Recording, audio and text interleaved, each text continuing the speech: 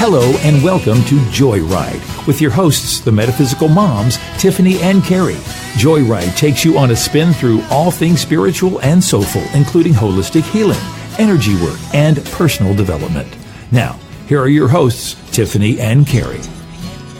Hi guys, welcome to Joyride. It's Tiffanie and Kerry, and we are live on Facebook. We're doing round 2. We had a little technical problem the first time, but hello, my dear. Well, hello again, darling. How are you? Awesome. How are you? And welcome Neal Hamil to the studio. Mr. Hamil's in the house. He's our metaphysical man. He's a unihorn.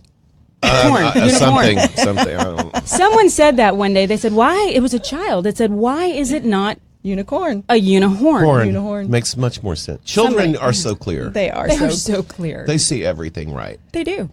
Thank you for coming in today. Thanks for having me. We have to introduce them. If you've been in Houston more than 5 minutes, you know who Neal Hamil is because he has been, you've been here, you're Houston born. I am. Baytown, right? Baytown. Yeah, shout out to Baytown. Hey. Been in and around the scene here for a long time, and you for a long time had Neal Hamil Model Agency 10 here. years. Mm-hmm. And then went on to do agencies in New York. Ford and Elite. And, yeah. Wow. Big time all over the world. So. I mean, that's fun. amazing. Oh, and he has a podcast right after our show. That's how we all became friends. That is the hallway conversation between shows.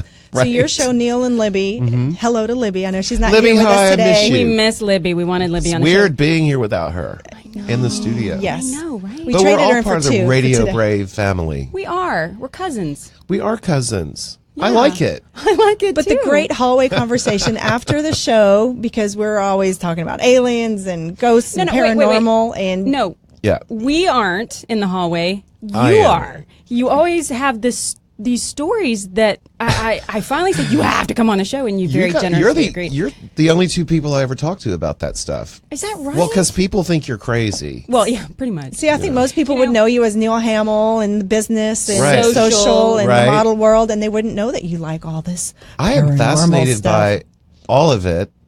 And It's fun to talk about. it is. And, particularly the alien thing. I mean, I've lived in 2 very haunted houses and all of that. We'll talk about it. But some of which was funny and some of which was terrifying.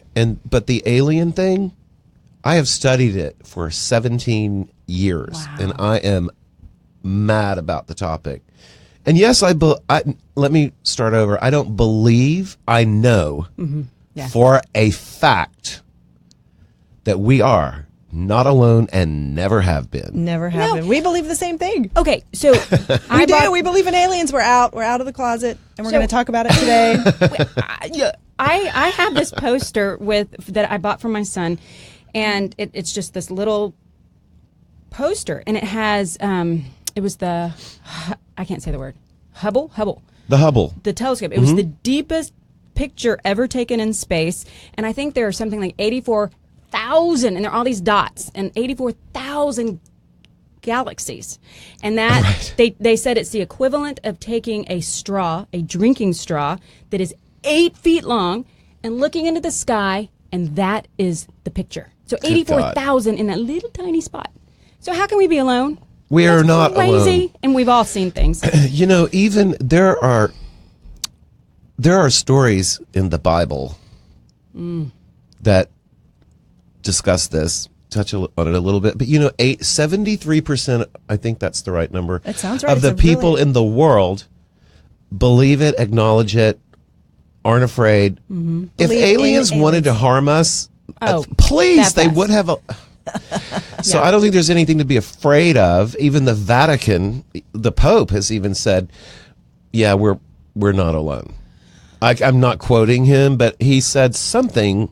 The Vatican has its own space observatory, their own everything. They have been. They watch the stars. They watch the stars, and they have their own thing that I forget what it's called. But if you really just there's a lot of information out there that's very easy to access, and I think what the problem is, and serious ufologists and so forth will tell you that it's unfortunate that there are so many people that put fake stuff out there. Right. But it's like anything. You want to talk about fake news. There is a lot of fake news around this topic. Yeah. On purpose. Yeah, and part of it is our governments, not just ours, others, that are doing that to misinform people. Well, but I also think that there has been a disclosure, and I think our country is one of the last ones because, anyway, there's a lot of stuff behind that, and I'm not sure what all we can talk about, but it is. And stay alive. And stay alive without the helicopters above our heads, our right. houses. But it is, Dr. Greer, he yes. is phenomenal, and he's been pushing this disclosure, and I mean, look him up on YouTube because he's fascinating, and he's just it's this colonel, this admiral, all these people came sure. out and said, yeah, this is what we know and this is what we've seen. Well, you've had firsthand accounts from folks up in space, right? Can you talk about that yes. without naming any names?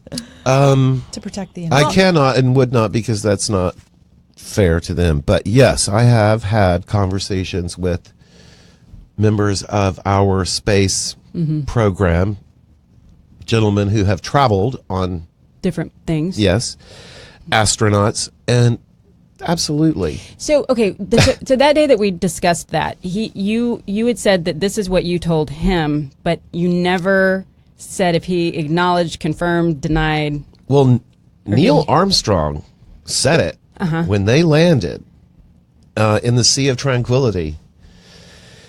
He went from the public link, which people all over the world can listen to. There's a live feed from the space station. Sure. When there's a technical problem, right. it's because there's another craft either docking or trying to, or what, it's right there. But Neil Armstrong switched to the medical channel and said, they're here, they have landed, these massive craft have landed on the rim of the crater, which is what the Sea of Tranquility is, and they're watching us. One of the first astronauts that went up in the Apollo program, after they got out into space, said on the live feed, there is a Santa Claus. Is that code? That was code, but it wasn't very well thought out code. It wasn't very especially since cloaked. It was like July or something. But the space program and they're such brilliant people and they're scientists, and we love NASA particularly because it's here in our backyard, hometown. yep. And Houston is called Space City. My grandfather actually put all the phone lines in the original mission control. Mm-hmm. He did. Mm-hmm. He knows a thing or two. Oh, a couple things. He could probably listen in. If only I could channel him, we would be good. Anyway. I would love that. I know, right? But NASA, it's funny because when they did a dinner for Apollo 13 on its anniversary, this was like 2 years ago, and George Clooney came as representing Omega Watches, which sponsored this dinner. And it was really cool. It was in an airplane hangar that had been completely decorated to look like the moon. So you were dining on the surface of the moon. It was so cool. That's cool. And across the table from me was the communications director for NASA. Was it Chuck? I don't remember his name. Oh. And I said, well, welcome. So here's the deal, okay? I'm just going to put this right out there. I know. And he said, oh, no, well, good for you. What do you know? And I said, I know about it all. and he's like, are you sane? No, you're not a sane person. He didn't say that. I said, I just want to let you know that I know all about the whole alien thing, and I just want to tell you that you're not getting up from this table without answering some questions.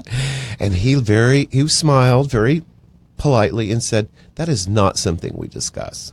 No. That was not. And I said, well, you may as well, because we already know. We all know. A gazillion people are discussing it and know the truth. It's like a king with no clothes. You said, what are the reasons this is treated the way it is, and with misinformation and so forth? I think it's two things. First of all, I think that there are people that are so narrow-minded that they think that this would challenge the concept of God. Oh, that. Mm-hmm. All right? So you have churches and religions that are going to fight this hard, because it's really kind of insulting in a way, and governments too, because governments don't want their power challenged. Right. And the concept of not disclosing and not discussing and acknowledging, I think, is offensive, because people are smarter than that. People are more enlightened than that. People are more in tune than that. And people in 2017 have the internet. Well, and a lot of people are having their own experiences. Or their own experiences, yes. But to quote Men in Black, yes, the person can handle it, the people can't, is right. What I think they're right. Well, that's hysteria. perfectly put. Yeah. And I don't think it would cause any kind of mass hysteria. You don't think so? No, because not in this day and age. I mean, there was the situation in Los Angeles in the late 40s, early 50s, where a craft came down very low and they were firing at it. And well, was that a false flag, though? I don't think so. Okay, so for you guys, false flags are there is this group that really thinks that if disclosure is about to happen, our right. government would take it into their own hands, and they would have a false flag where they make it look like it's an alien that comes down and it kills a bunch of people. So everybody would be upset and want to fight it and scared. Yeah. Instead of saying, they benevolent, protected us, they're kind, they're this, they're that. They're Hopefully they have a way of communicating to people, humans, in a massive way, yeah. that everyone would be calm. They are so, obviously far ahead of us in the overall scheme of everything. How do we know there's not one right here? Well, there that could vibrated be, a different place? Yes, there could be. I've met many people. I think you're from another planet. Like that guy at Starbucks. There's a guy at Starbucks on West Gray. I think he's from a different place. Well, I'll describe him afterwards. Time travelers and all this kind of thing, and that I haven't really studied very much. I've seen some pretty convincing. Have you seen the photos? Photographs and video. Yeah. Of people that weren't there and then are there. Right, and they have this cell phone, or the ones with the cell phone in 1942. Right, that's a very famous picture. See, would you know that though? Because you're in that world, in the way that I would think that you could spot a fake, like they implanted it or they did something weird to the picture. There was a family in England, and this is probably the 60s. It's a very famous story. A guy takes his daughter out, and she's sitting on a hill with a blue sky behind her, sitting in a field of green, and he takes her picture. He takes 3 pictures. Click, click, click. Mm-hmm. In the first one, it's just the daughter. In the third one, it's just the daughter. In the middle one, there is don't know what, but it is a UFO, a human or humanoid yeah. of some kind, and it's very famous. And Kodak offered a lifetime supply of film to any person that could debunk that photograph, and to this day, no one has been able to debunk it. No way. So when you say there could be someone standing right there, definitely in talking about ghosts, that's very real. We are also not alone in that regard. There are spirits around us, absolutely everywhere, mm-hmm. and I think when you open yourself to it, that's when you can see or experience things right. that others don't. If you are just shut off to it, I don't think that whatever is going on in that dimension bothers. Right. They're like, well, they're not switched on, so let's go talk to people who are switched on. We have a number of medium friends who come in and just channel friends, loved ones, spirits, and talk to another dimension that's happening right here, right. Your timeline. So there are a lot of people, I think, that are getting more tuned in, more open, mm-hmm. having their own experiences. So sure. Well, the veil is thinning, but there was the veil is thinning. I think you're absolutely right. Well, and they had, so someone said it. I read this last week, and this really made sense to me for those that might be afraid of this. Is that it when you keep your vibration higher, Yes. We're having a fire drill here in the studio. fire drill. Okay. When you keep it higher, What did we just say? We were just talking about ever alone. there's the helicopter. No. Right. But when you keep it higher, then what happens is they can't see you because they're right. Oh, so if we vibrate high and if we're upper dimension, Right. we can see down, but they Right. can't see up. So if they're like lower vibrating entities, they can't see you. So just know that if fear is very low based, and Right. so the more afraid you are, the more they see you, and the more they feed off of it. So tell someone that's afraid to not be afraid. Otherwise, they may glom on more. I mean, that just makes you more afraid. I realize it would. Yes, I think really that's hard to do. As someone told me once. We have to go.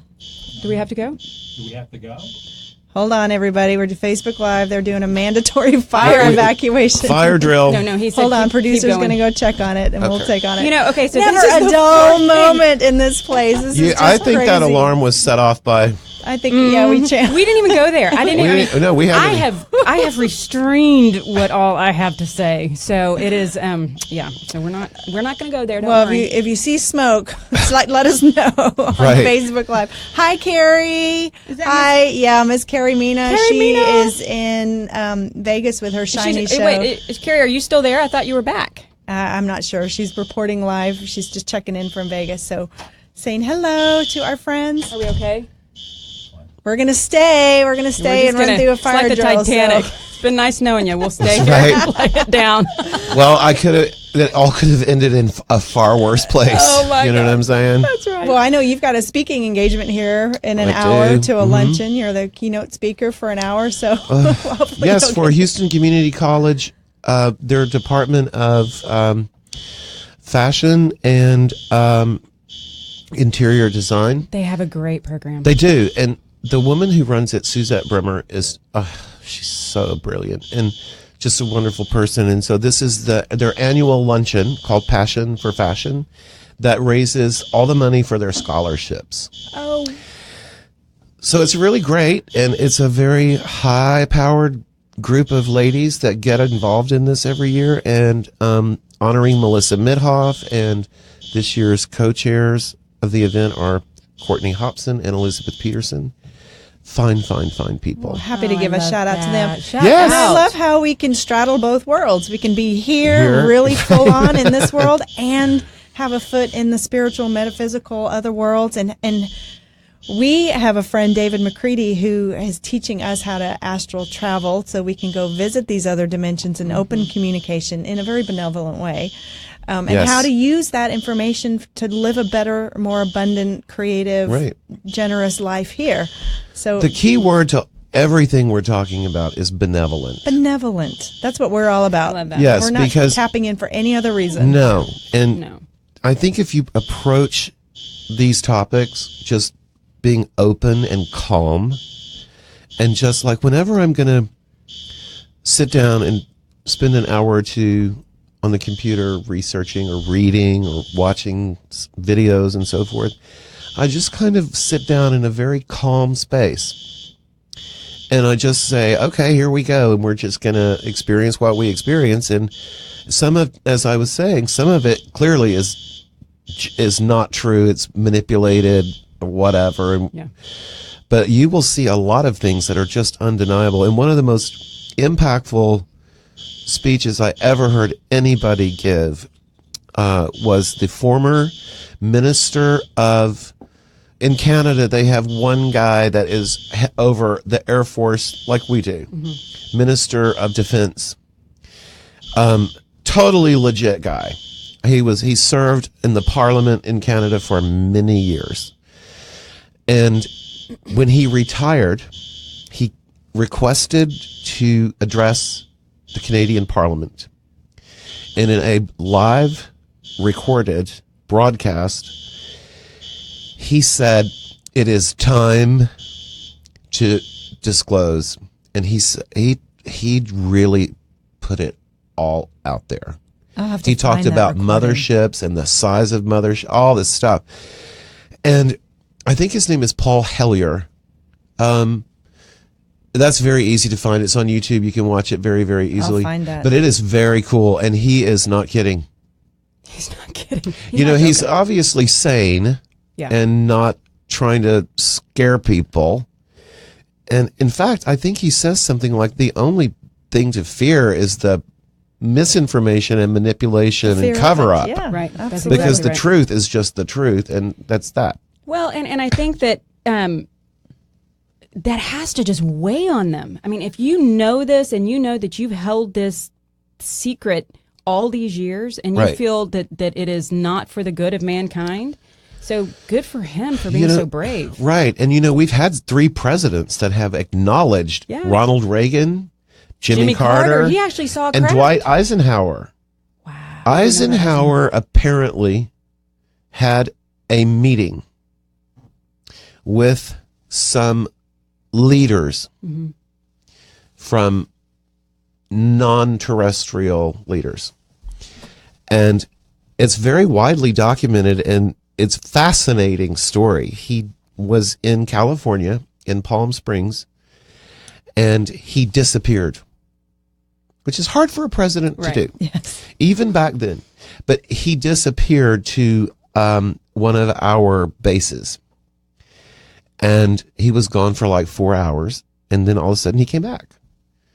Obviously, his Secret Service detail, his immediate detail, knew exactly where he was because he was on an American base. Right. And apparently he had this meeting, and there were deals made between the parties and powers that be. And again, this is all very much part of the public, in the public domain.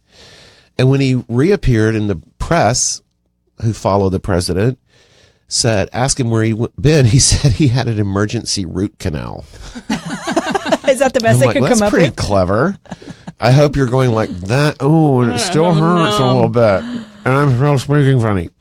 But, when the American presidents do, and then you have American presidents like Bill Clinton, whom I loved. However, he said, well, I asked about that alien stuff, and I was told it don't exist, and I wanted to know, and all this. I'm like, oh, shut up. You are being completely irresponsible and a jerk right now. They were at, Corey Good talks about, not Corey Good, Dr. Greer talks about, they were at the meetings. I mean, they were at all of this stuff. Well, I think, and when the new president leaves his inauguration and does the walk back to the White House, when he walks into the Oval Office for the first time as president, I'm pretty sure that some guys come in and say, everybody out. And they get a one-on-one with that guy and say, here's the deal. Yes. And at that point they go, oh shit, what did I decide to do? Right.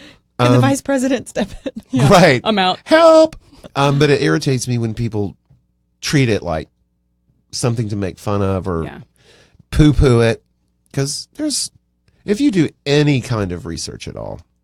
Well, the History Channel, Ancient Aliens. Oh, I love it. Yes. There's so many great shows now that Giorgio are well documented. Sintukaitis and Kurt von Ninigan. Yes, there's some great historians, scientists, researchers who are putting out some really good material. But yes. Hollywood's done a number on scaring us, with all I of think the that's by Independence design. Day, all of the Hollywood. alien. I'm gonna definitely have the Men in Black or a helicopter over my house after this. But Okay, wait. Do you really want to say it? Yes, I do. Okay. Hollywood and the government work together. Oh, absolutely.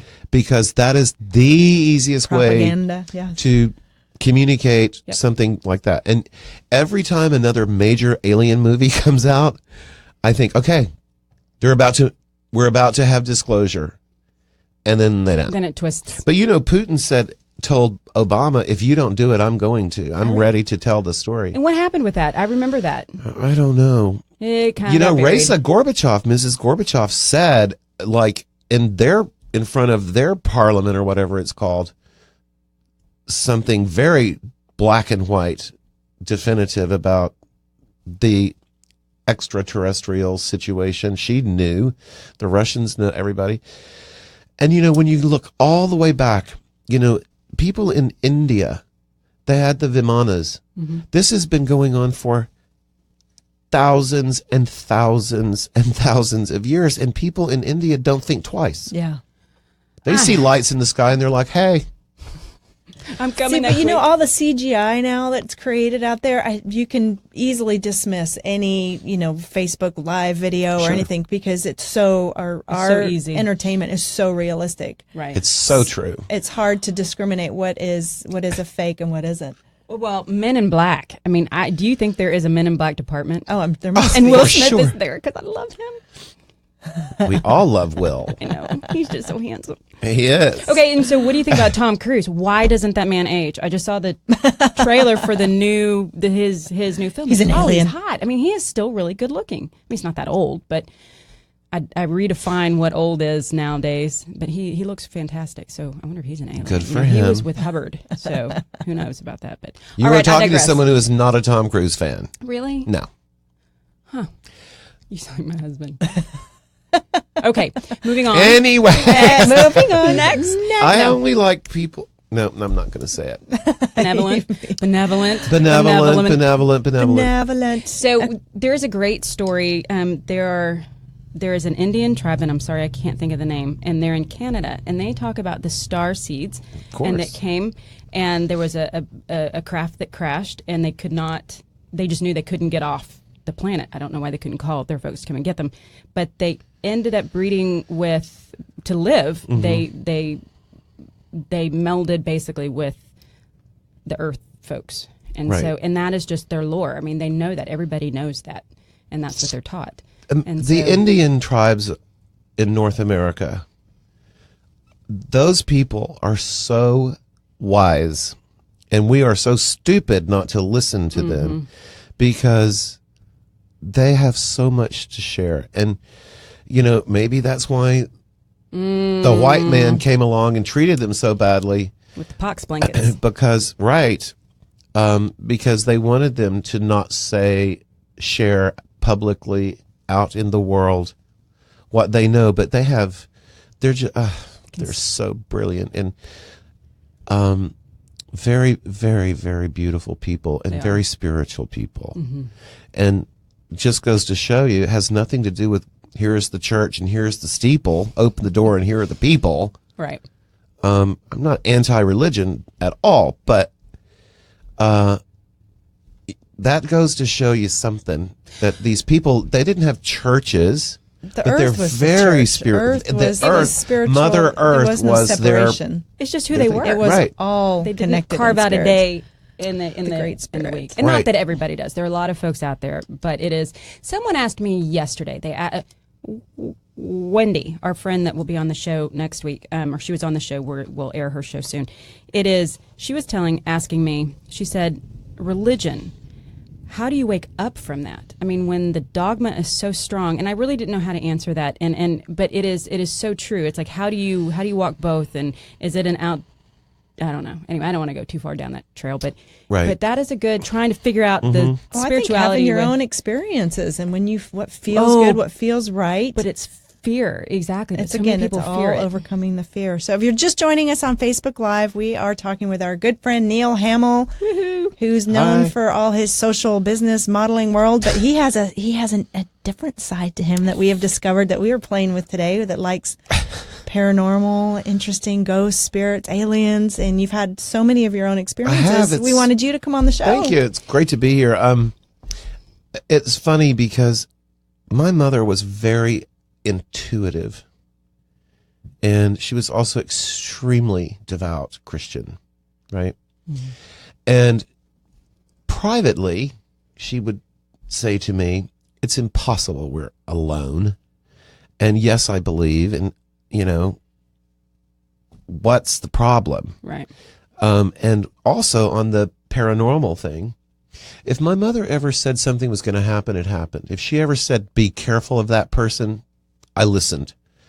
And they usually did turn out to be rotten, So she was kind of like this very interesting little character.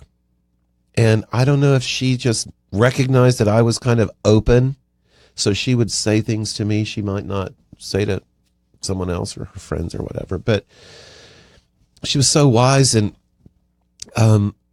so I was never like scared of in my adult life of what was around me, and I've had some very bizarre experiences, and I think I got super tuned in when I was 19 years old and living in New York City modeling.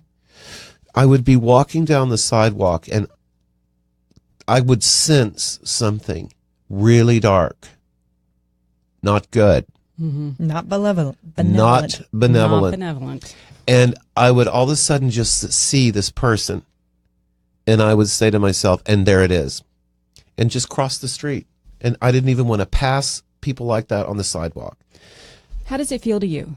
For me, it feels like slime, like someone's dirty. It's dark. You feel the darkness that is encompassing this person. And when my nephew moved to New York as a young man, I said to him, when you sense something, don't ignore it. Trust it. Because in New York City, people can get to you so easily and so quickly. Someone passing you on the sidewalk can hurt you, and they can do it so fast that no one even sees it. And You're then, talking spiritually, I'm energetically. talking, well, that physically, Or a knife, but then the yeah. spiritual thing. And so I started paying close attention. You have to, because it's part of survival. So, you know, when you're in that mecca of just people everywhere, and that's the physical, people you can physically see who are living, breathing, I think. Most of them. You have to sharpen your intuitive skills. And from there, everything that I'm talking about with you two today that was the source of it. And that's why that I started tuning in to a little higher vibration, or whatever you want to call it, just a hyper awareness of others. And then I lived in a really haunted building, and the light did not go off right away.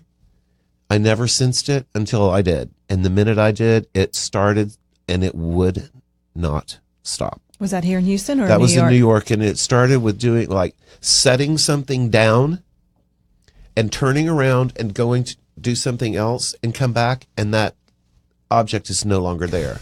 It's over there. One morning in my dressing room, I had pegs that you pulled out between the closet doors. And while I was waking up and having coffee and blah, blah, blah, I would go to the section that had suits, and I would put one on the peg. The section that had shirts, boom, like so. And then I would shower and so forth, and then go back and dress. One morning, I did that like I did every morning, and I went back, and the shirt was gone. Not only was that shirt gone, that shirt never reappeared, ever. Gone into the ethers. Do you know how rare that is? I mean, It it's one is thing for rare. it It to be moved. scared me at first. He liked it and he wanted Well, to wear I was it. like, wait a Somebody- minute. At first I thought, where's my shirt? And then, it just, You knew what I was happened. like, oh.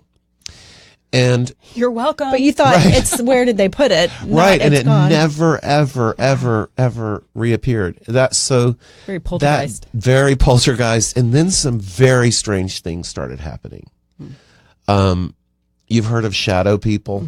Well, then the shadow people showed up, and Like I would in just be Ghost. sitting watching television, and I would see 3 figures appear and walk down the hall. One night I had guests, and a shadow person, whatever they are, appeared, came across the floor, went up this wall, Like walked. and came across the ceiling, and then went back across the ceiling, and then went back across the ceiling again, and came down that wall and walked across the floor. And my guests were like, what Oh, the they could see it too. Oh, everybody saw it. What the hell was that? And I said, I'm not quite sure, but I think it's some kind of a ghost.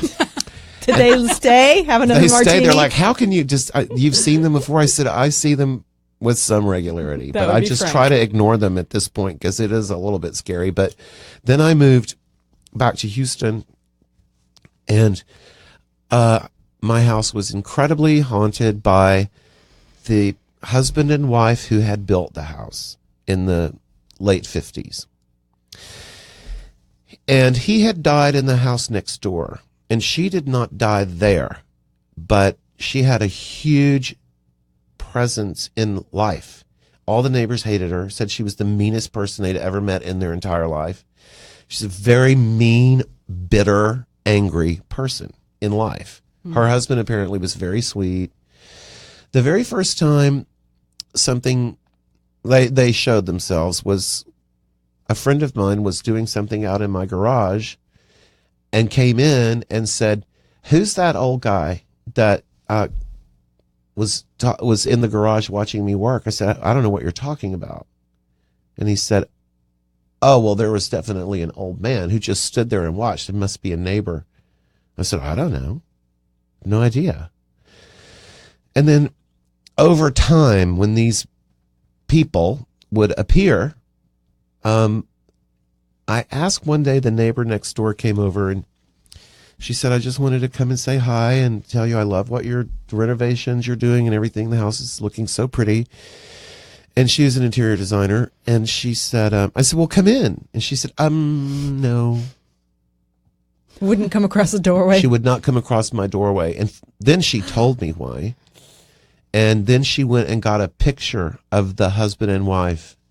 And I am telling you, it was crystal clear. It was them, huh? It was them. And the wife did really mean things. She pulled my hair constantly pulled my hair. I want to stop here and say that the point that I take from this is just because you cross over into death does not mean you strap on your wings and you dust off your halo. I mean, you are sort of who you are. Well, some spirits can get stuck here in this astral plane, but I wonder not knowing that. that they're dead or still being attached to their home or their unfinished business. No, she knew she was dead because she's pulling your hair. She wants you to wants you to get out of her house. She made it very clear. And how long had you lived here at this point? I had not lived there very long at all, but I had a lot of renovation done before I moved in. And so after priests, psychics, mediums, you name it, I had so many people come and trying to calm my house down. Yeah. And one of them said, "Oh my God, are you talking to these people?" And I'm like, "Yes." I say, "I can see you." And they said, "Oh, stop. You've energized them. Don't talk to them. Don't acknowledge them." I'm like, "Well, it's kind of hard." Every single guest that ever spent the night in that house, I would never say anything to them until they said something to me. And they'd say, "Who's the redhead lady in the pink nightgown standing by my bed when I woke up?" And I'm like, "That's Mrs. So-and-so. That's Mrs. So-and-so." And so it just was just nonstop. And just one of the first things, physical things that happened was the closet and the bathroom were connected, and there was a little room that had shelves, and I had all the towels all folded and stacked. I went to bed, got up in the middle of the night to go to the bathroom. Everything was cool. Woke up the next morning. In the middle of that room, in a pyramid, was every towel, every sheet, every single thing that was on a shelf, dumped in the middle of the room. Stacked into a pyramid. Messy. Yes. A messy pyramid. Kind of a messy pyramid. And I was like, holy shit. Were you scared or were you just... About how do you I was feel? a little freaked out. I kind and- of stood there and then just got a chill, Yeah. you know. So that was And kind yet of you a stayed. crossing point, yes. And that was one of the earliest events that happened that made me know that I had a problem. That's why I started getting people who clear energy and all this kind of thing to come. And did any of it work? No. One of the most successful mediums came in my front door and immediately vomited Oh.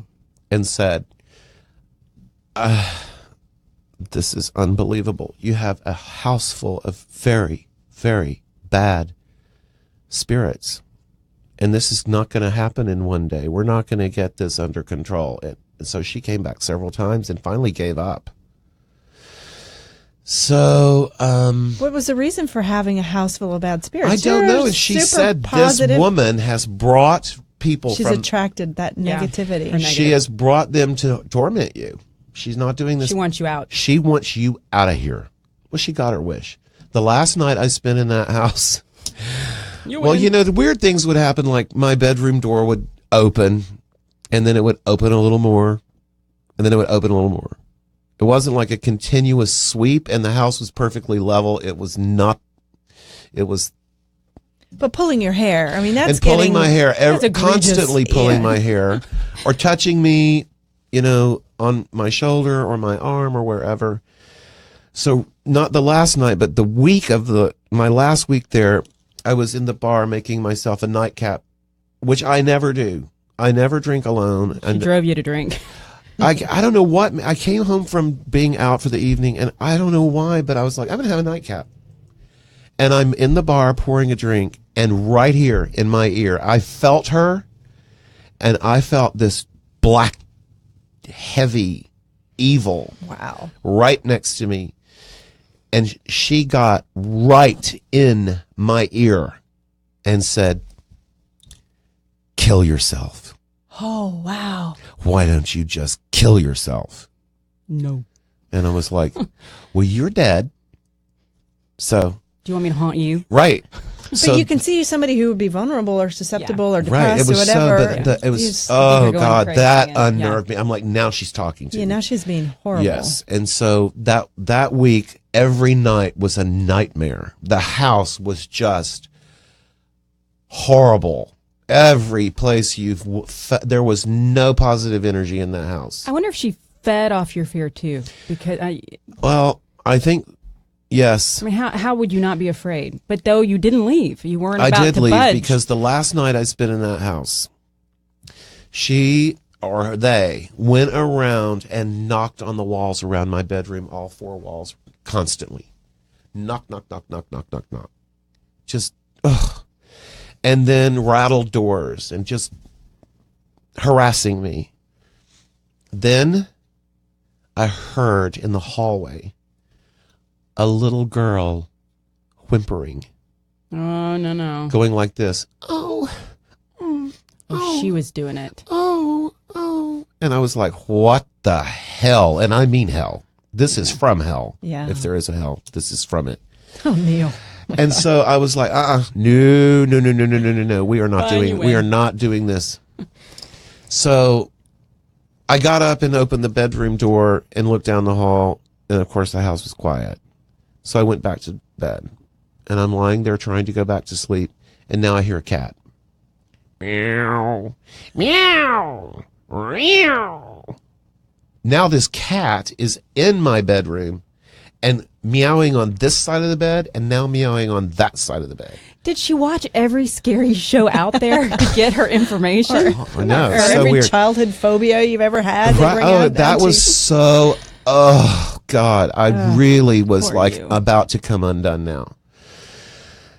And I said something like, get the hell out of my house, you evil, So-and-so, yeah. Did what I was told not to do. Engaged. And then this is what did it. I get back in bed and I hear a growl. Ooh. A deep growl. Like a demon. That was not like an animal growling. I don't know what it was. But when that crap started and it came down the hall, came in my bedroom and this growl was going, I was like, you win. I'm out of here. And I never spent another night in that house. Holy smokes, you sold it? Oh, yeah. Isn't that just so that was very unfun. See, that is, I always fear that. I mean, I know we're not supposed to be afraid, but I don't want to bump into those kind of I don't folks. want a growl. Yeah, I don't want a demonic growl. I don't want a little girl crying, a cat meowing, and something growling. That's it. That's the end And you're of it. trying to be normal during the day and go on to business meetings. I totally was. And at night you're having to come and deal with all of this. So did you call a friend and say, okay, do you mind if I come spend the night at your house? Well, this is another thing I failed to mention is I'd had a very small operation on my foot. I had a bone spur on my heel. This procedure is no big deal at all. The wound on the back of my heel would not heal. It wouldn't heal. I can cut myself right now and tomorrow morning come back and you'll be like, where'd you cut yourself? Wow. I heal like that. I have really weird DNA. Superpowers.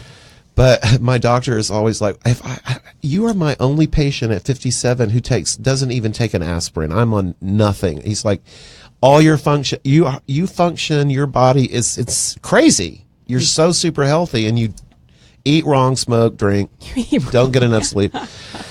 So the place on my heel, which was, like that long, would not heal. So one day my assistant came to my house to drop off some papers, and I opened the front door, and she went, and I said, what? She said, have you looked in the mirror? And I'm like, no. She's like, she turns me to the mirror in the entry hall, and I was green, and I looked dead.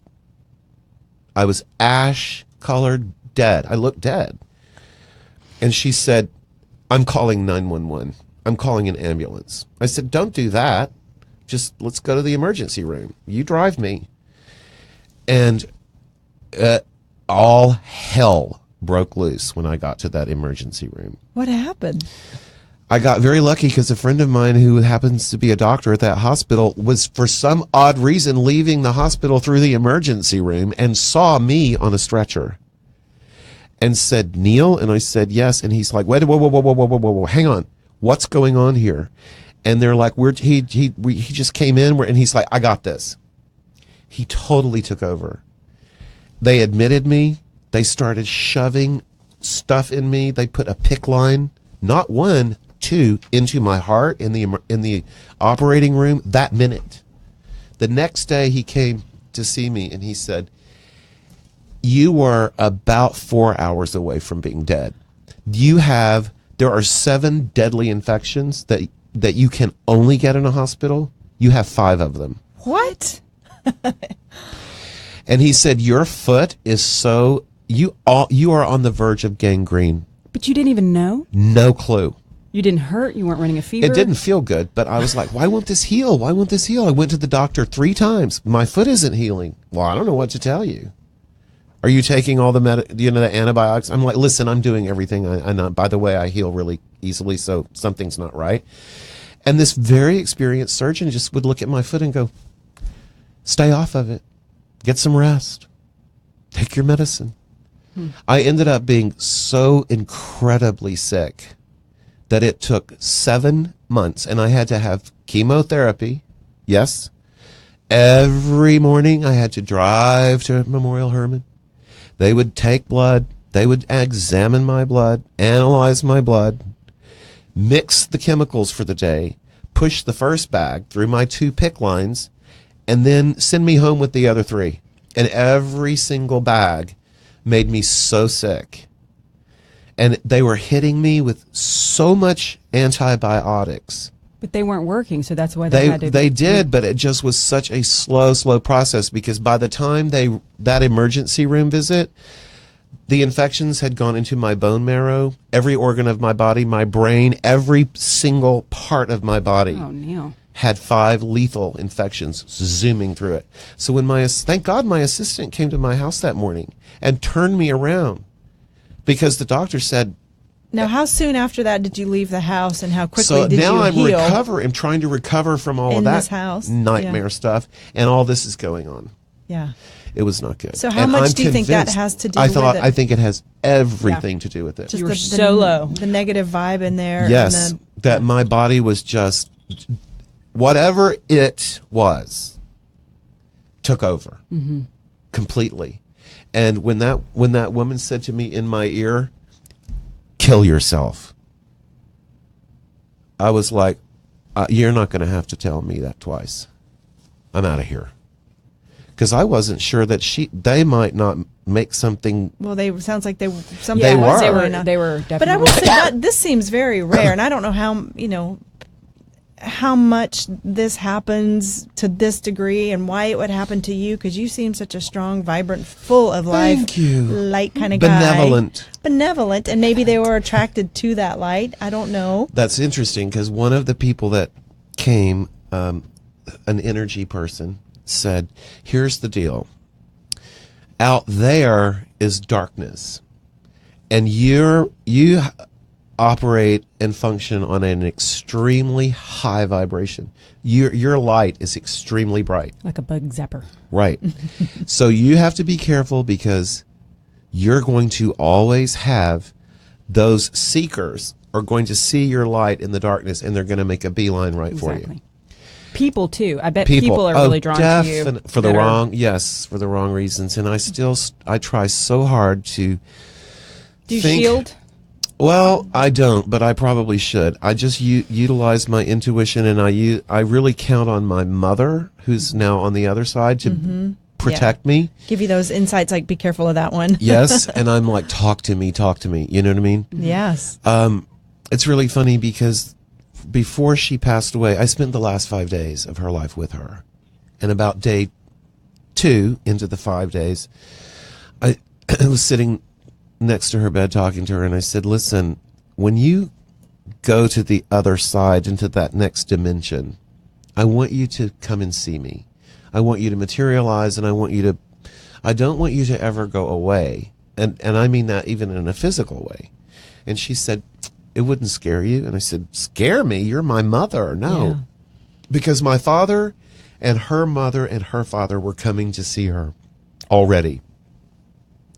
And her nurses, and particularly the hospice nurse, said, your mother is seeing your father, and I'm just going to tell you that if you see him, don't be freaked out, because he's come for her. And he's transitioning her. Yeah. And it's a very peaceful experience for her. It's very comforting to her. And I talked to her about it. She said, oh, yeah, he sits right there.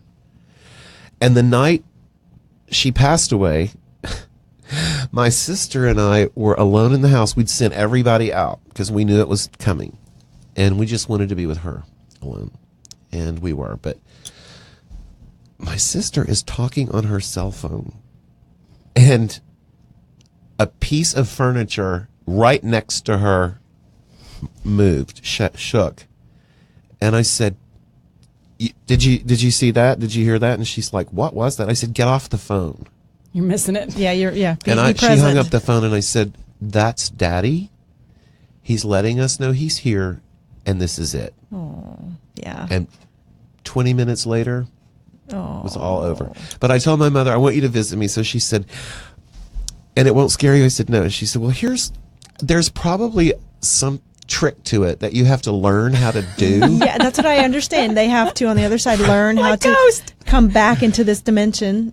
She said, I promise you I'll work on it. And as soon as I can do it, I will. Yeah. I'll be there. Yeah. Yeah.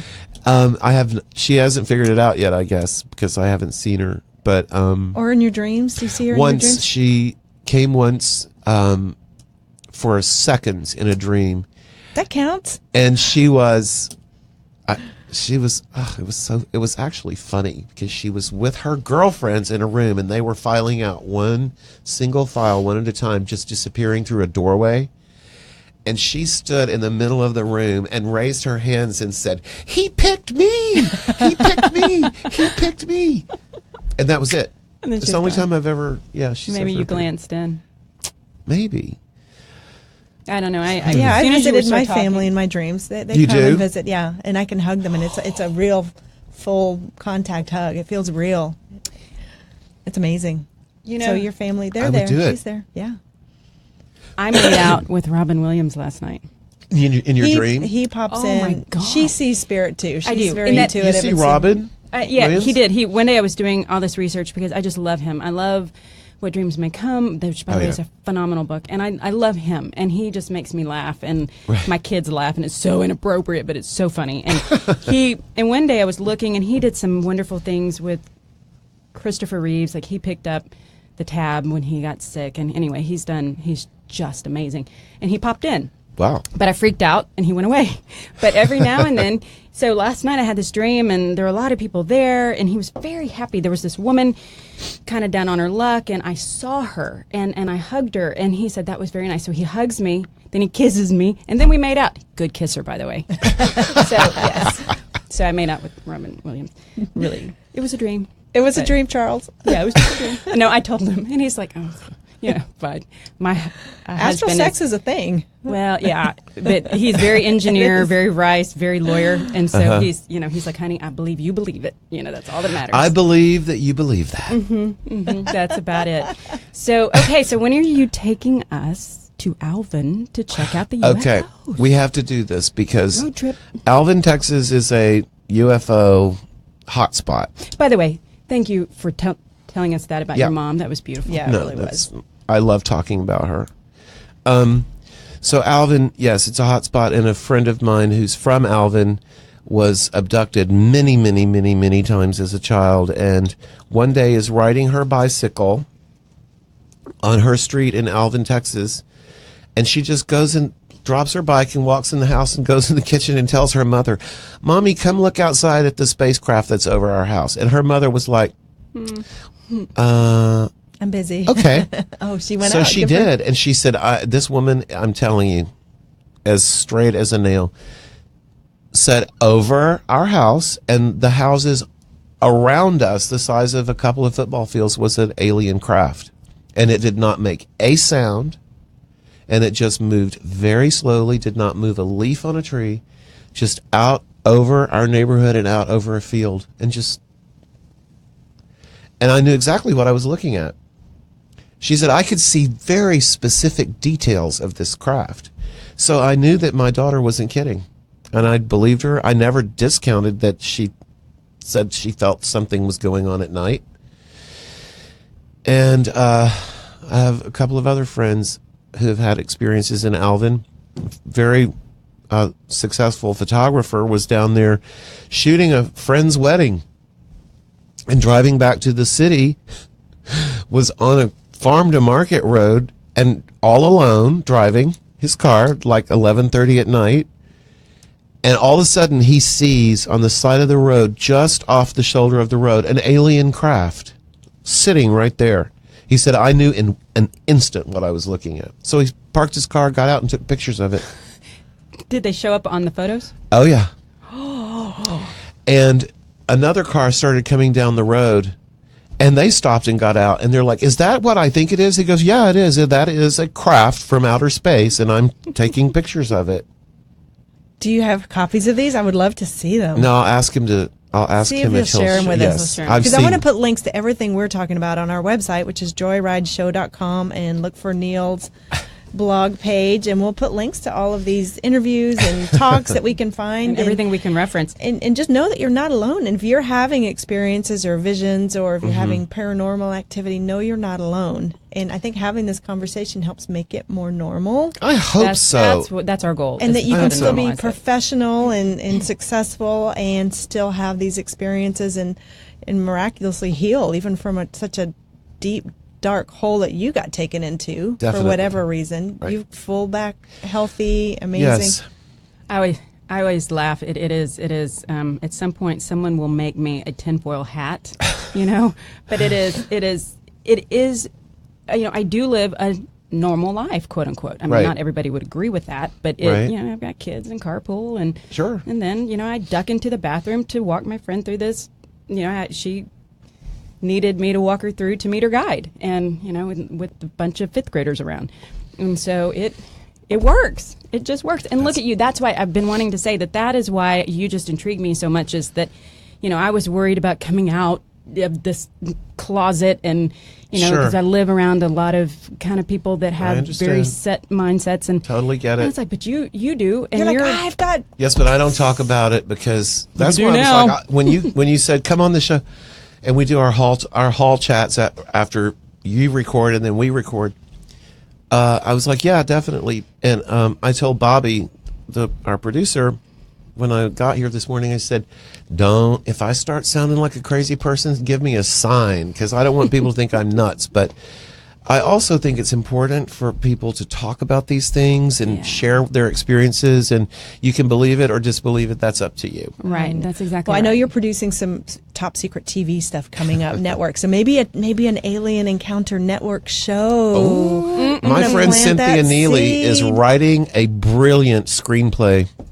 Really? It's all based on a true story. We can't wait. We'll tune in. Thank you for joining us here Thank on you. Joyride, Thank you. Neal. It's You're been a lovely. pleasure. Mwah, Mwah, mwah. mwah, mwah. Thank you. Go Thanks, have Bobby. a great speech today.